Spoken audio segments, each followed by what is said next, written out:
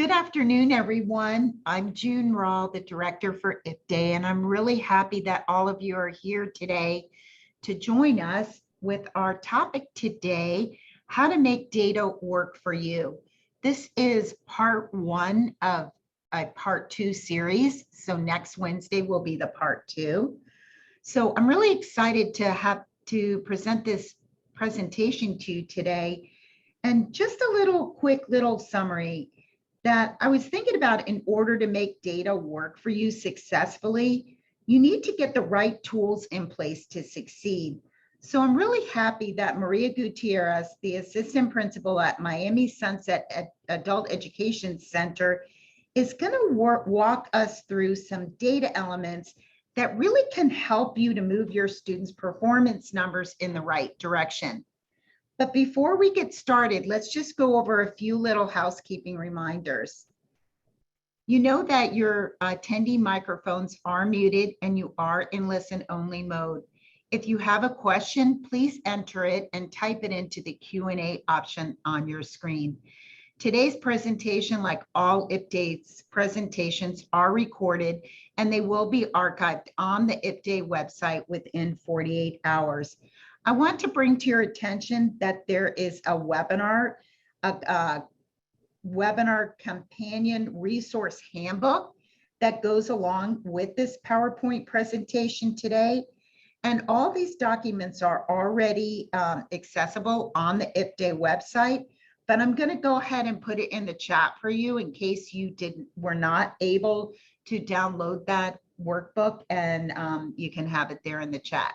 So Maria, I'm going to turn it over to you. Thank you very much for facilitating this conversation with us today.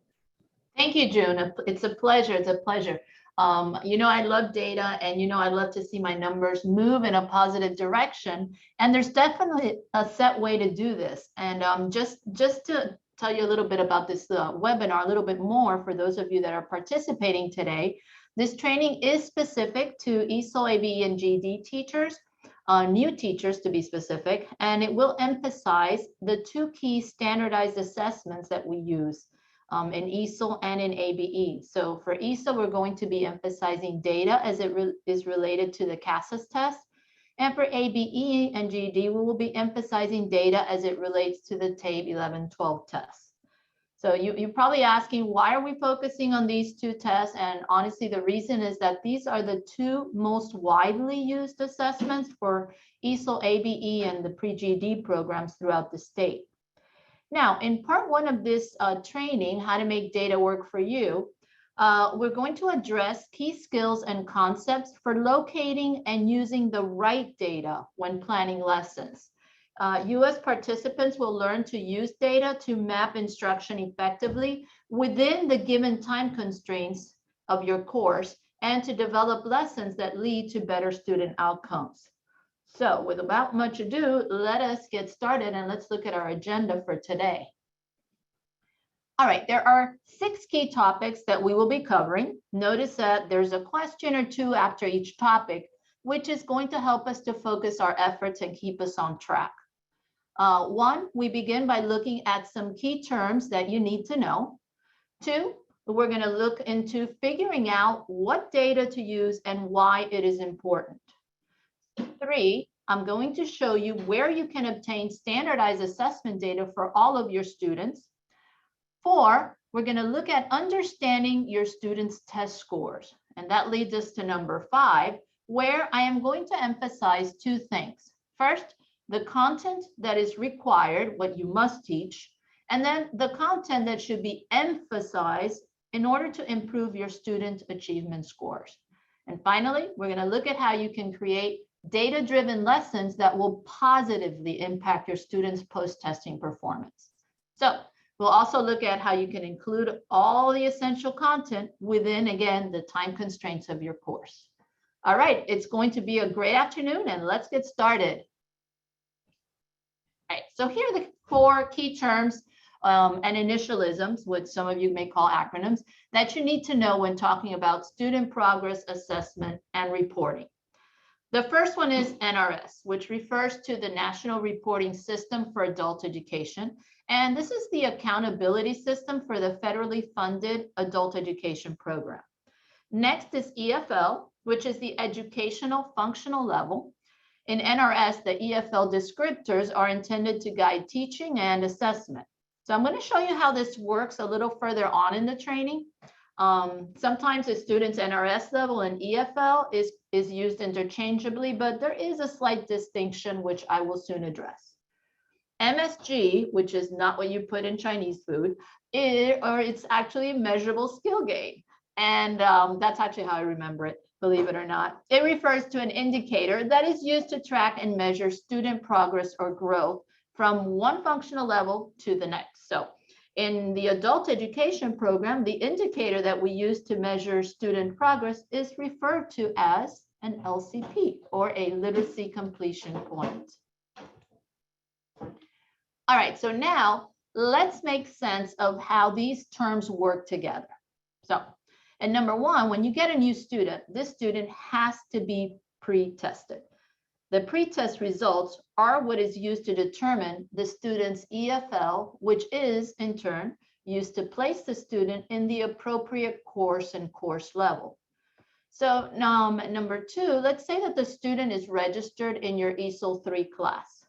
The minimum goal here is to move that student from ESOL 3 to 4. And this means that the student will need to score high enough on the CASAS reading and the CASAS listening test in order to move to the next level, which would be 4.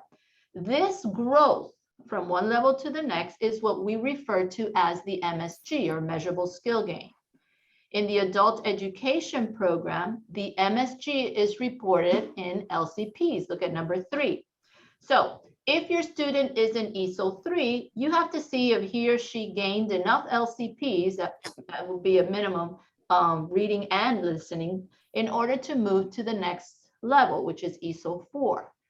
And then in number 4, LCPs are reported to the state, and then the state reports it to the U.S. Department of Education.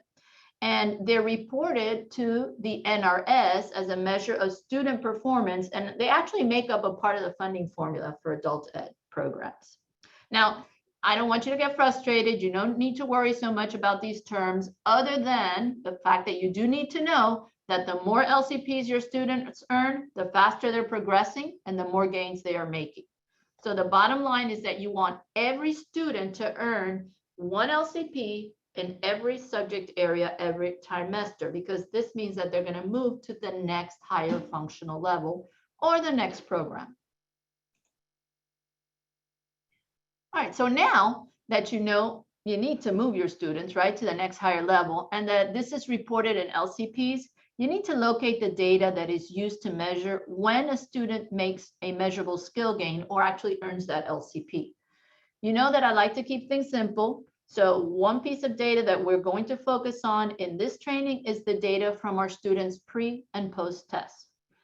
This data results from standardized testing. So you do need to find out what standardized assessment is used for pre and post testing in your particular program. Now in Florida, again, the DOE has approved various standardized tests for adult education programs, but let's keep it basic. Don't worry about which test is approved for which program throughout the state. Simply focus on those tests that are used at your specific school site for your particular program.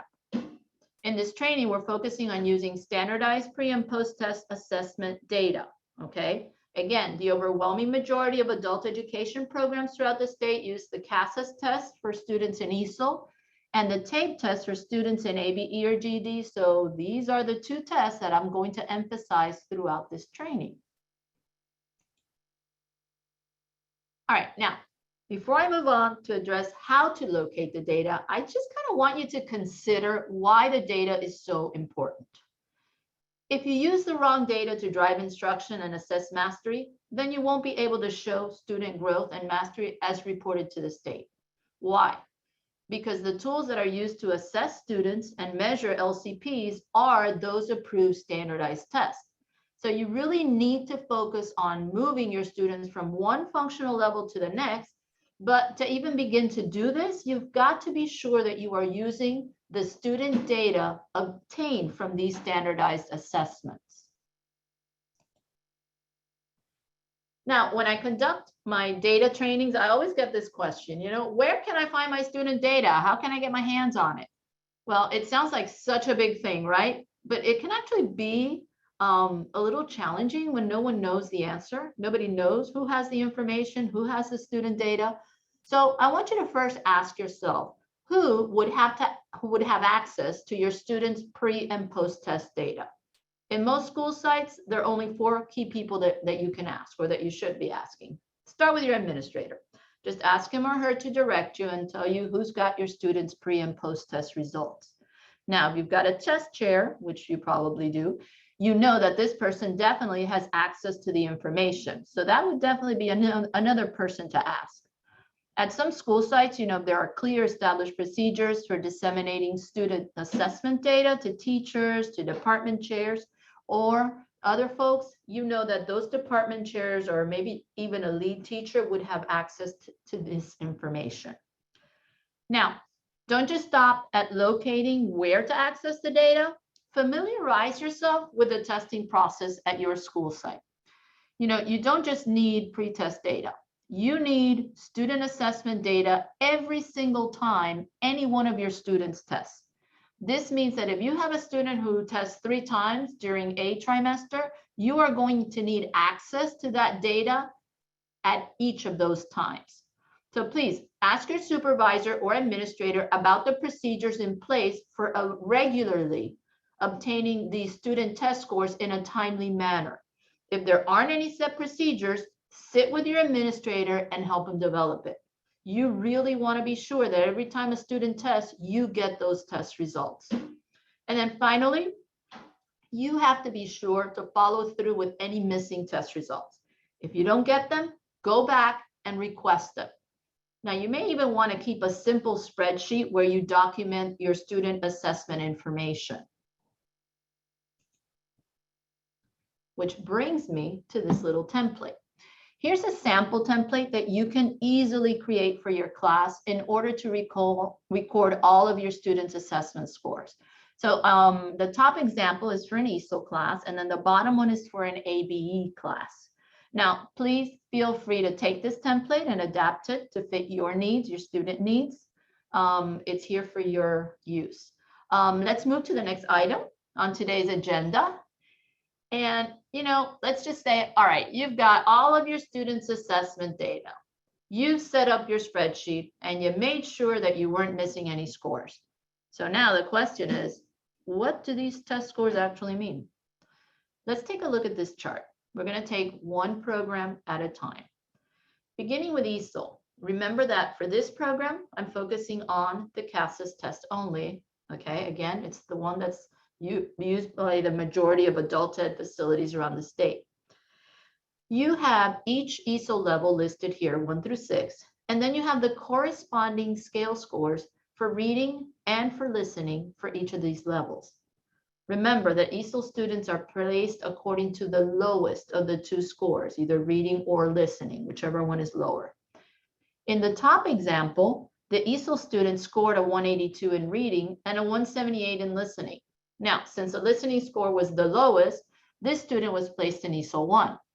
To move to ESOL 2, the student has to increase his listening score to a minimum of 181. Now, his reading score is already at a level 2, and even though you do want to have him continue to show progress in both subjects, right? This student only really needs to increase the listening to be eligible to move to the next functional level, which is ESOL 2.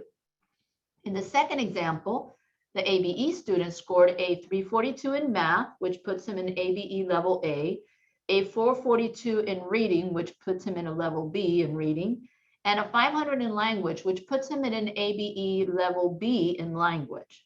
Now, to move to the next level up in math, which is B, the student needs to score a minimum of 449. To move to the next level in reading, which is C in this case, the student needs to score a minimum of 501. And then to move to the next level in language, which is also C in this case, the student needs to score a minimum of 511. I love this chart. It's very easy to read. Keep it handy for future reference. This way you'll know exactly what your students need to score on their post-test in order to move up to the next functional level. All right, so you've got your data, you understand it. Now you need to figure out what you need to teach. Now this brings us to two questions that need to be answered. One is, what content must I cover in class? In other words, what am I required to cover? And the second one is, what content should I be emphasizing during my classroom instruction?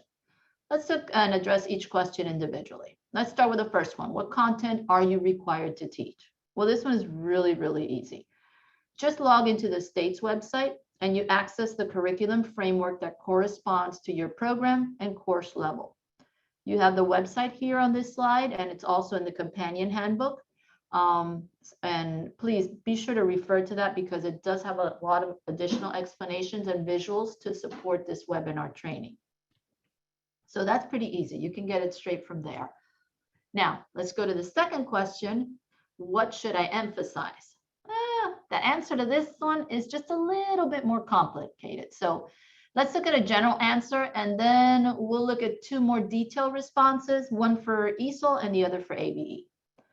So the first thing you have to do is you've got to find the test information for the student's pretest. This means you need to identify the pretest subject area, test level, and test form.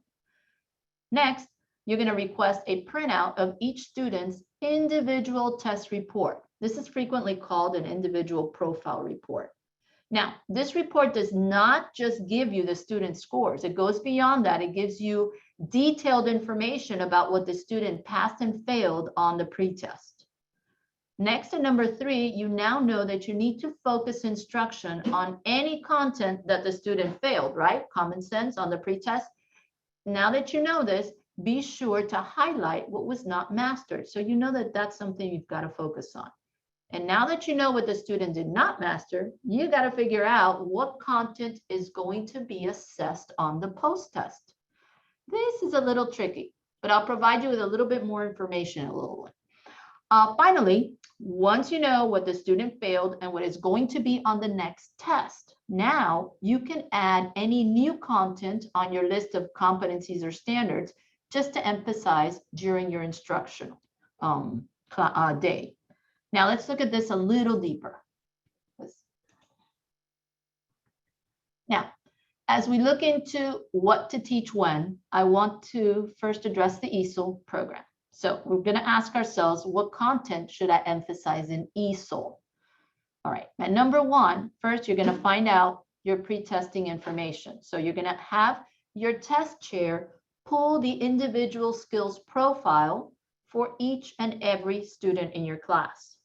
Then on the report, you can get not only, remember, the general testing results, right? You can also get the detailed information on what the student passed and failed on the pretest.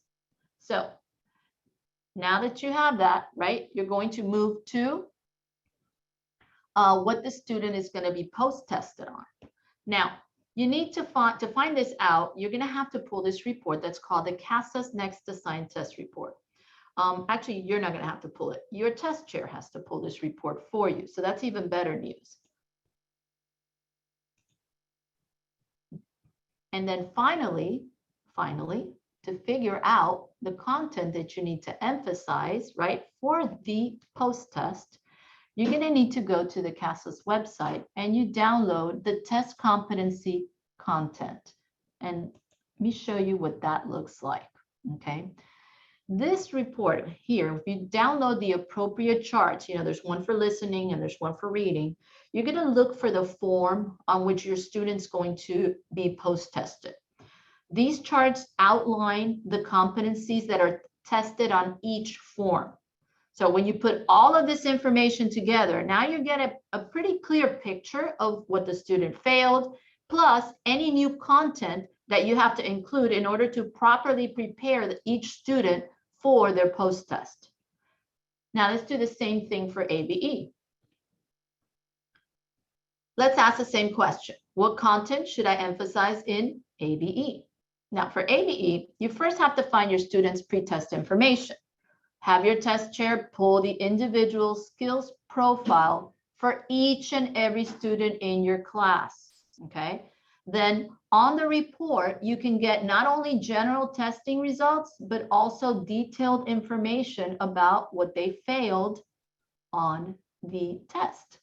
So if you continue looking at what they failed on the second page of the report, you're going to see that this report provides specific details under each subject area and specific domain area regarding areas for next focus. And you see that there.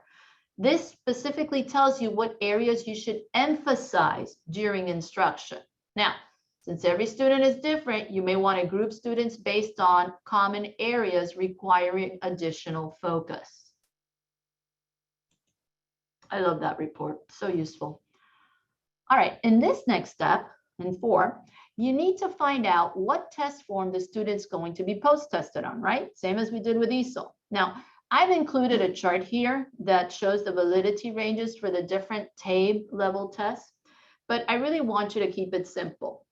All you really need to do is just ask your test chair what test level and form each of your students are going to be post-tested on. Keep a simple spreadsheet with this information and just confirm that the information is correct prior to the students taking that post-test. This is very important, and you're going to understand very clearly why in the next slide. So now that you kind of have a pretty good idea, right? You do have a pretty good idea of what the students' next test form and level are going to be. You can focus on the content that will be assessed on that post-test. So to access this information, you just have to go to the TABE website and download the TABE 11-12 blueprint that corresponds to the student's post-test level. So let me give you an example. It sounds a little complicated, but it isn't. For example, if the student is going to be post-tested in language on the level D test, then you need to look at the blueprint for language level D. On this blueprint, you're going to have a full breakdown of the test. You will be able to see how much of the test is dedicated to each domain, and you'll even see which specific standards are tested. If you look closely, the blueprint also identifies substandards, the corresponding CCRS or the College and Career Readiness Standards level, as well as the emphasis. Now, anything that's listed as high emphasis is definitely a priority, because this means that this particular standard or substandard is heavily tested. So you definitely want to emphasize that. All right, so now you're ready to develop data-driven lessons that will yield higher student achievement in ESOL and ABE. Okay, so you understand the content that you need to emphasize now during instruction. So it's time to figure out how to actually tie this information into developing your lessons so that they yield higher student outcomes. Here, we got 2 questions to answer. 1, how can I cover all content that needs to be emphasized within the time constraints of the course, right? Because you only have a limited amount of time. And 2, what types of activities should I incorporate during instruction? Again, let's take one question at a time. So the first one, how can I cover all content that needs to be emphasized within the time constraints of the course? This is something that every teacher asks himself or herself at the start of every course. You know, when we think about curriculum frameworks, we think about the content that the students failed on the pre-test, and we add any new content that we got to cover because it's going to be post-tested, then guess what? That can get very overwhelming. But don't worry, don't worry. IP Day is here to help, and we have a simple solution. So back to our first question, I want to remind you that the focus here is to make sure that we emphasize instruction that's going to directly positively impact, right, your students' post-testing performance. And when you ask why, the answer is simple, because these post-test results are what primarily going to determine whether or not your students are ready to move to the next higher functional level. Now, what I'm going to show you next is a very simple way for you to be able to map out essential content that students are going to be assessed on in the post-test. We're going to start with a very simple calendar. Now, I personally find that it's best to create this in Excel just because it's so easy to use. It's easy to work with, it's easy to edit, and that's the example that you see here. It has been done in Excel. Now I'm going to demonstrate the activity with an ESOL 2 class. Let's start with the first day of the trimester. And then you just run all the way through to the last day of the trimester. In the example on this slide, I'm only showing you 2 weeks, but you would repeat this for all weeks in the trimester. Next, you want to gray out or delete, whichever you prefer, all non-instructional days. And also, please be sure to gray out those planning days, holidays, etc. Now, remember a few slides back when I told you that you needed to ask your test chair to provide you with a post-test form and the level for each of your students? That's what we're focusing on next. On slides 18 and 19, I talked about the CASAS test competency content report. Here's a sample of the reading one. Now, for time's sake, let's say that the students in this class are going to be post-testing on the CASAS reading forms 81, 82, 81X, and 82X. Again, this chart gives you a full list of all the CASAS competencies that are tested under each form.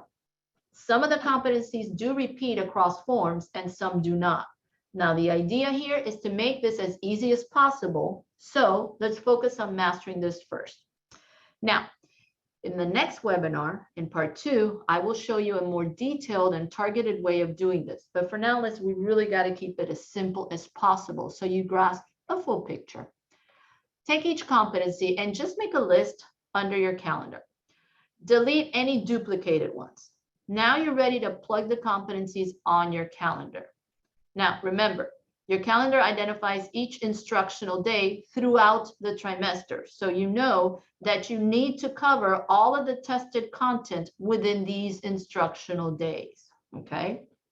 If it doesn't fit here, it won't work. Good afternoon.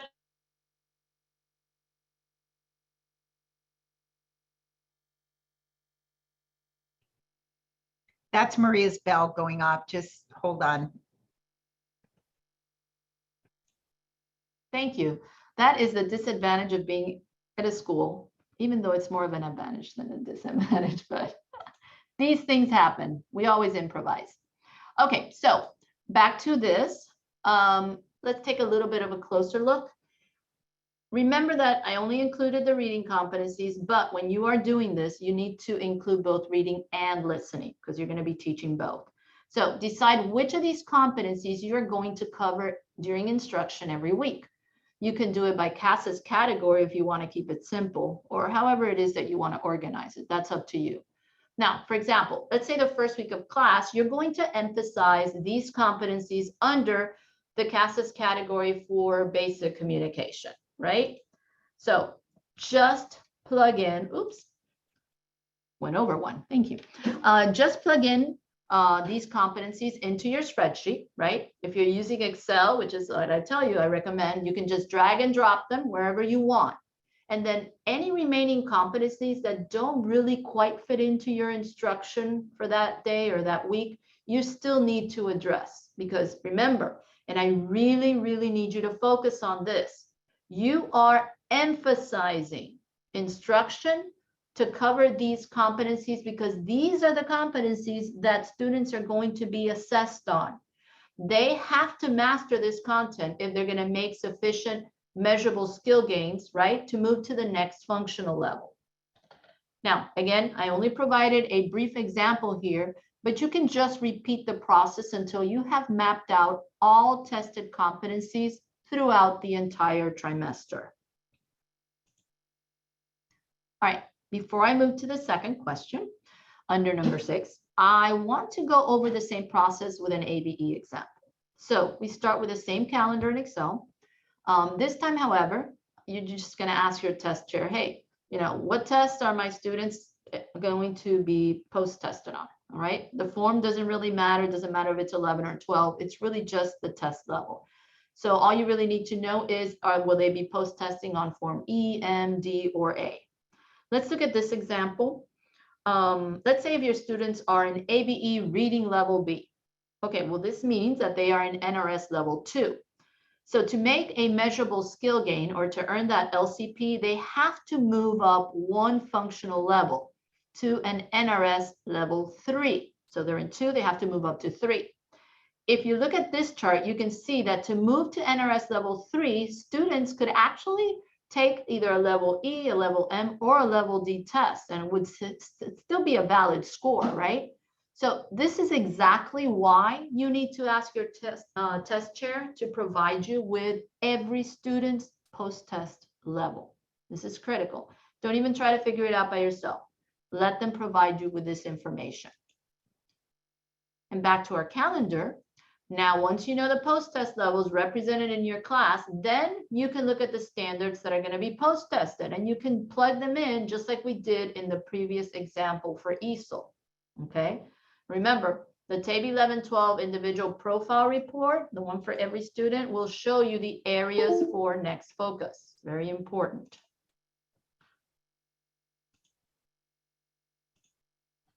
Okay, so here I'm just looking at key ideas and details, this particular domain. I've identified these 4 standards that my students need to focus on for the post-test, right? If I'm going to focus on key ideas and details during the week of January 10th through the 14th, then I can just plug in these standards for that week. Same thing we did with ESOL. Now, if you're an ABE teacher, I've got an added bonus for you. All right, our seasoned ABE teachers, they regularly visit the IPDAY website, okay, and they know that there are numerous resources available for differentiating and targeting instructions in their classrooms. Now, again, the focus for this training is on new adult education teachers, right? So I'm really excited to share this website information and all the resources that are available to you, because they truly are phenomenal, make your life so much easier. All you have to do is log into the AE Toolbox tab, if you see it there, and just select TABE Assistance Center. When you do that, right, this is what the IPDAY TABE Assistance Center page looks like. I want to draw your attention to 3 amazing tools that you can access for free. First, there's the Individualized Instructional Student Plans, IISPs, which is what we call them, for all ABE subjects and test levels, okay? If you have a student who will be post-testing on a TABE Reading Test Level M, then you would select the TABE Reading Level M IISP for that student. Now, these plans are absolutely amazing, and they already detail everything that your student will need to master in preparation for the post-test. It's already there. You don't have to match anything up. You also have some amazing common planning tools. And if you need some straight answers, you can always ask the TABE advisor, and you will get a response within 72 hours. Again, this is a beginner's webinar for new teachers, so focus first on the content that I'm providing today. In part 2, I promise you that I will provide you with more detailed information and ways in which you can use these additional resources. Okay, so we are up to question number 2, under number 6. What types of activities should I incorporate during instruction? The answer to this question for both ESOL and ABE teachers is pretty simple. All you got to do is log on to the CASAS and TABE websites and just access sample questions for each part of the test. These sample questions offer great insight as to how these tests are structured. So it's very important for students to understand how the instruction they are receiving in class is going to be assessed. Let's just briefly look at an ESOL example very quickly. You know, it's really important as a teacher for you to truly understand how each test is broken down. And when I say each test, I refer to each subject, each level, each form. Let's look at the sample breakdown of the CASAS test for ESOL. When you look at this chart, you can see that there are 2 subjects represented. There's a test for listening and there's a test for reading. All right, I know this, right? Every ESOL student has the opportunity to gain an LCP or more, right, in each subject. So they'll get at least 1 for listening, 1 for reading. Now let's look at the listening test. We'll use this as the basic example. There are 3 levels to this test, level A, level B, and level C, right? And then under each level, you have the test forms that correspond to those levels. To connect this information to the prior slides, right, this is the form that you need to identify for each of your students post-test. Now remember, again, it's not up to you to make that determination. CASAS has that next assigned test report that already identifies every student's post-test level and form. Just ask your test chair for it. Now, underneath the forms, you have the total number of items, right? And the time allowed for each test level and form, and a breakdown of the question types for each form and level, and the number of corresponding items for each question type. Wow, that's a mouthful. Okay, let's do an example. Let's say that you have a student who will be post-testing with the CASAS Level B Form 983 test. Now, as you prepare your student to post-test, you want to provide him with as much information about the post-test as possible. Under the 983 form, you tell the student that there are 38 questions and that he has 52 minutes to complete the test. Next, you're going to let the student know that there are, and this is in succession, 11 comprehension questions first, followed by 15 prediction questions, followed by 12 true statement questions. Comprehension and prediction questions are repeated once, but true statement questions are not repeated. And this is important because if they're expecting to hear it again, it's not going to happen. Now, again, I'm going to go into greater detail on the various question types in part 2 of this webinar training, but I did want you to gain an understanding of the subject area test and how it's broken down. Now, as you go through the practice test items that we mentioned on the last slides, you want to take into consideration the amount of time the student has to complete the test. So when you're doing these practice sample items, time the students. If the item is repeated on the original test, right, you would allow them to repeat the question again, right? If not, you're only going to say it once. Now remind them to complete 38 questions in 52 minutes, right? You can only spend, or you can spend just a little over a minute and a quarter on each question. And then again, focus on, as you go through these sample questions, focus on the vocabulary keywords in the questions and the answers. Teach these test-taking skills, because it's just as important as teaching content knowledge if you really want your students to maximize their post-test performance. Okay, that was a lot of information, right? Don't worry.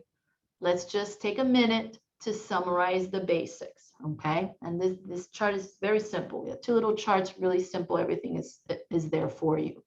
First of all, number 1, remember the 4 key terms that you learned. NRS, National Reporting System. EFL is the educational functional level, the student's level.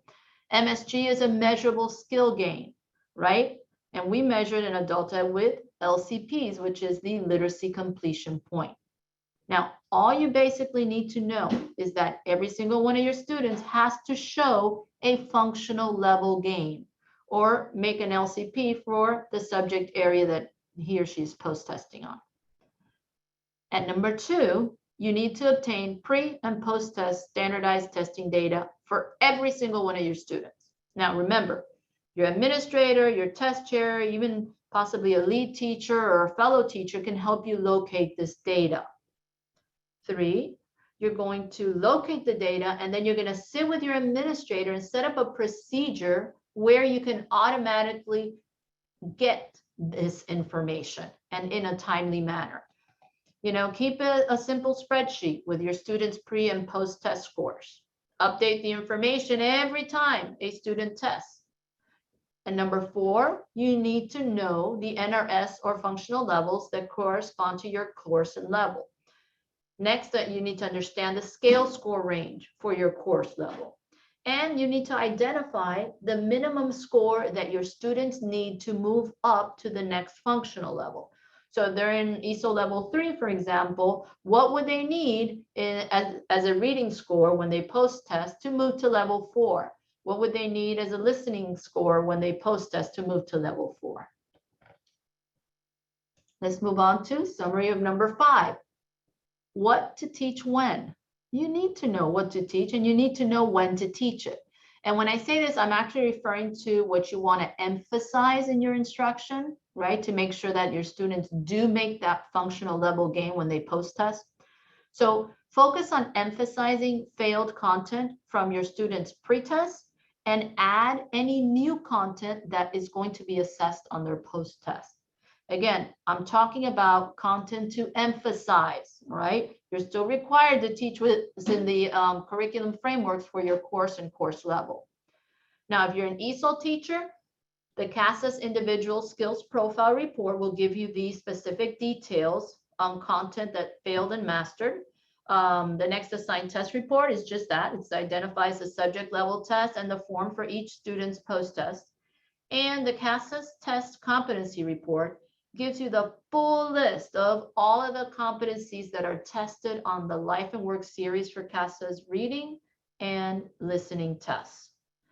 If you're an ABE teacher, the TABE 11-12 Individual Student Profile identifies specific domain areas and the standards that were mastered or that need additional instruction under each domain.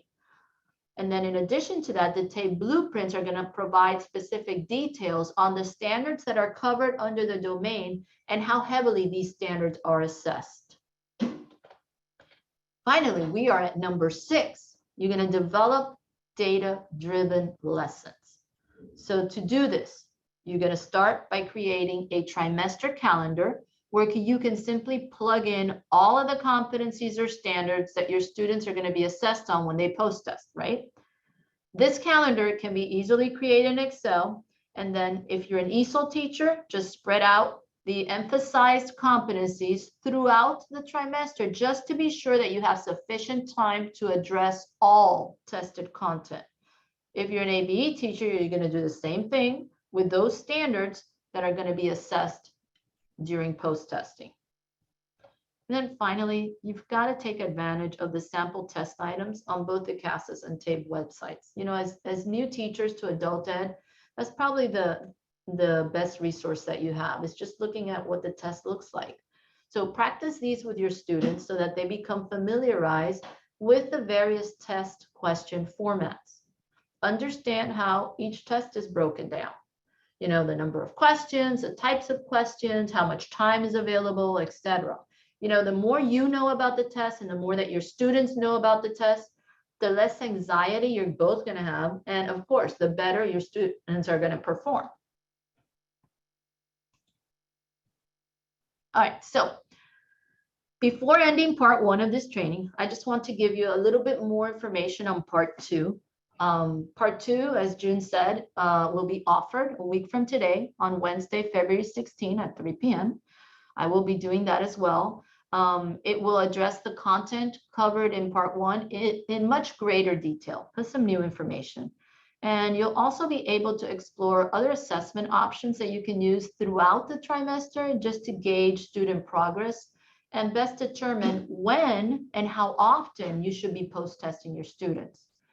So all of this information is so critical if you're going to maximize your students' overall performance gains. So be sure that you do review all of what was presented in today's training in preparation for part 2, because it is going to get a lot more specific in the second part. And also remember that you have the companion resource handbook that further explains the content that were covered today. All right, so as you all get to know me a little better through my webinar trainings, and I hope that we will have plenty of them, and I'll be able to share a lot of useful information with you. You'll see that I consistently try to function within a growth mindset, okay? So you're probably asking, what does this really mean to have a growth mindset? Well, it's really very simple. It means that you can learn anything if you are sufficiently motivated to do so. So I'm going to leave you with a few thoughts that keep me focused, okay, and keep me staying motivated. Choose growth over fear of failure. You know, if you believe that you have the capacity for growth, then your failures are just going to show you a new path to success. Don't memorize information. Just try to understand so that you and your students can achieve more. You know, remind yourself of your success and remind yourself that you're just beginning a new teaching journey. Okay, and that you cannot grow unless you have some failure and you make some mistakes along the way. But IPDE is here to support you. We're here to guide you and hold your hand if need be. And I hope to be able to be a support to you guys. June, I'm going to end now and hand it to you. Do we have any questions? from our participants?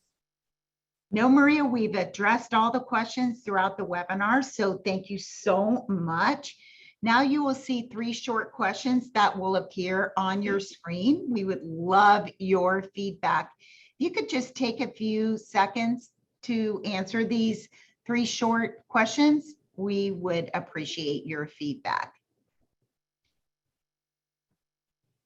In the meantime, Maria has reminded you that part 2 will be held next Wednesday, February 16th.